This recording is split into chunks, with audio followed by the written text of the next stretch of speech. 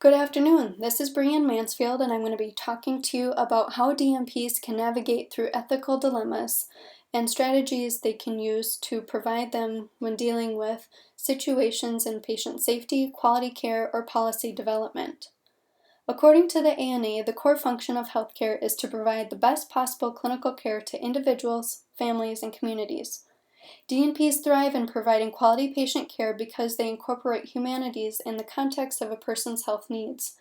However, tough ethical dilemmas occur in the midst of practice, whether interacting with patients or families and coworkers, or advocating for the profession in policy development. DNPs are powerful leaders in encouraging change or reviewing an ethical issue because of their educational background, clinical and research skills in incorporating technology to assess, analyze, and implement practice changes. They also have leadership capacity to effectively communicate a vision, motivate peers, and work as a team to improve quality patient care. DNPs can be influential when working through ethical issues in patient safety, cultural diversity, or policy implementation by working through the nursing process of evaluating the situation, eliminating emotions with an objective view, considering multiple perspectives and options, and once a decision is made, communicate clearly to unify a group and follow up after implementation. This can be done by operating under the principles of a leadership style that is appropriate for this situation. Practice self-evaluation and develop your own toolkit for decision-making in ethical situations.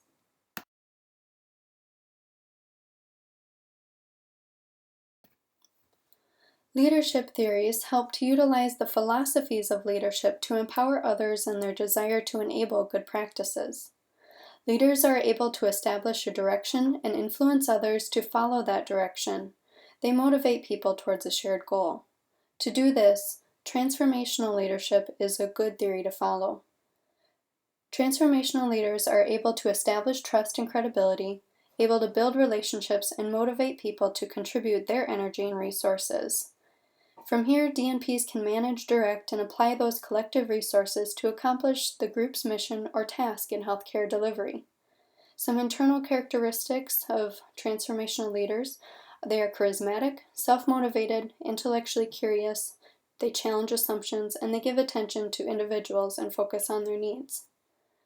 Extrinsic factors: transformational leadership communication is needed for the comprehensive and appropriate exchange of information. They possess mediation skills that is needed to offset conflicts caused by individual personality and perspective differences within a multidisciplinary group.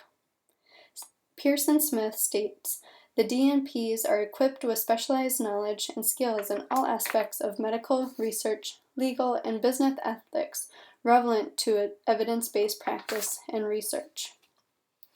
However, today there is a need for an expanded focus of today's modern leader. Inclusion of large data, administration, research, business, and legal ethics and perspectives all affect how healthcare services are delivered.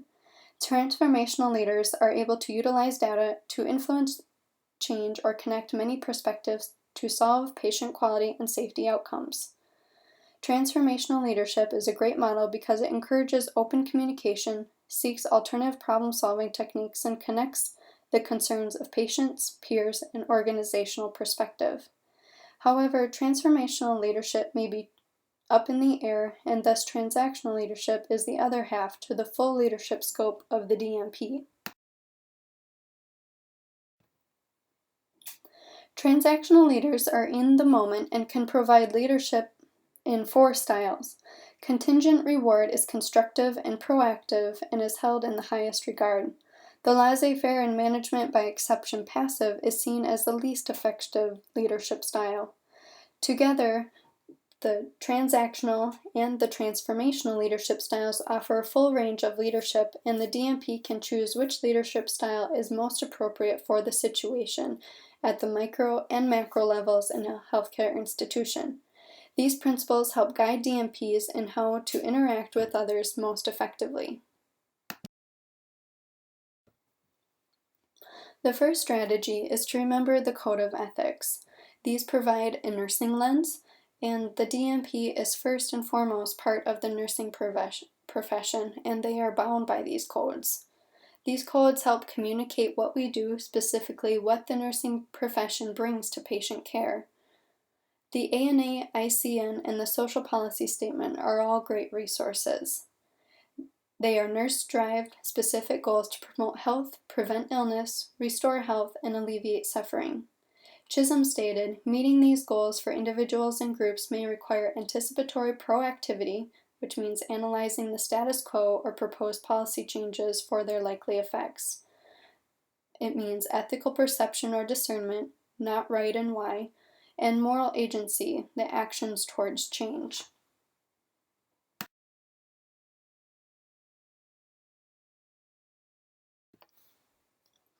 The second strategy is to develop moral courage.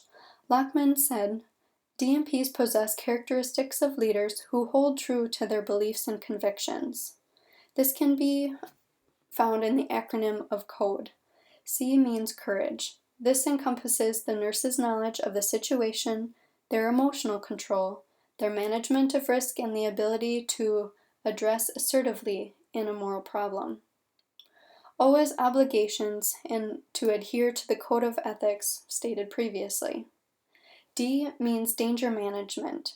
This could be focusing on all the ways that hinder morality. So ethical incompetence is one. How DNP is able to analyze and respond to a moral problem.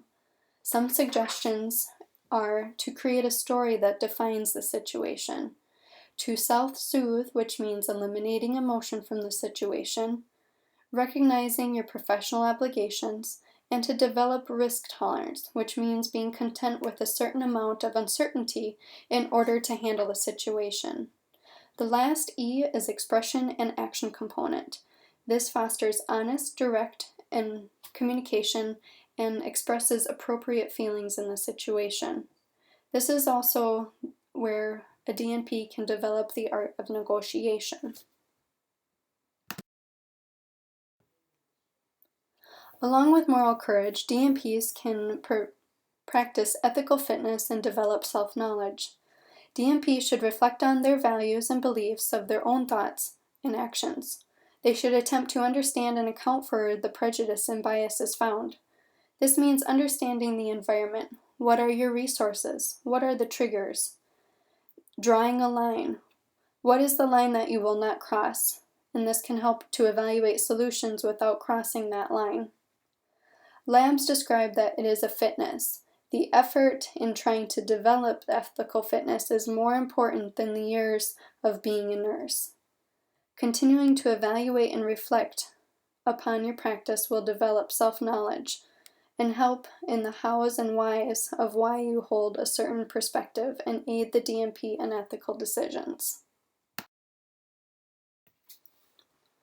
Pierce and Smith provided the traditional bioethics model to approach ethical situations.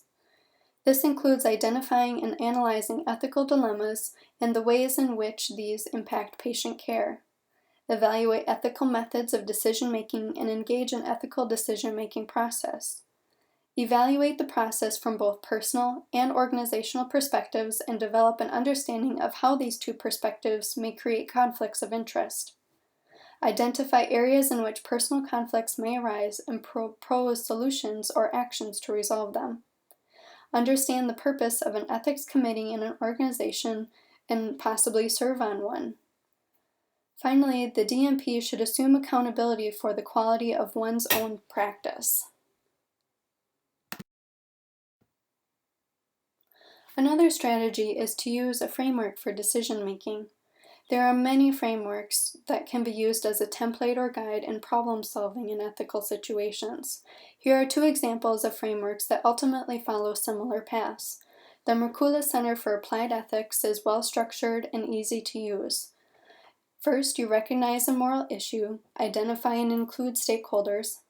You get the facts, including multiple perspectives, and evaluate alternative options. And lastly, you make a decision. The WEST process verifies a problem and stakeholders. You analyze the issue, identify options, and justify each option. And lastly, you make a decision and implement. These frameworks can be used as a stepwise guide in the process of making a decision in ethical situations. The last strategy is incorporating the patient's perspective. Porter O'Grady heavily discussed the principle of value-based care and the importance of incorporating the patient's perspective. This can be done by remembering coping and deliberation. Although eliminating emotion is an essential factor when viewing ethical situations objectively, one cannot completely dismiss the patient. Coping and deliberation considers the emotional appraisal and coping process to be of equal value to the cognitive or problem-focused processes. This framework combines the patient's style of coping, as it includes the value and current emotional state in the decision-making process.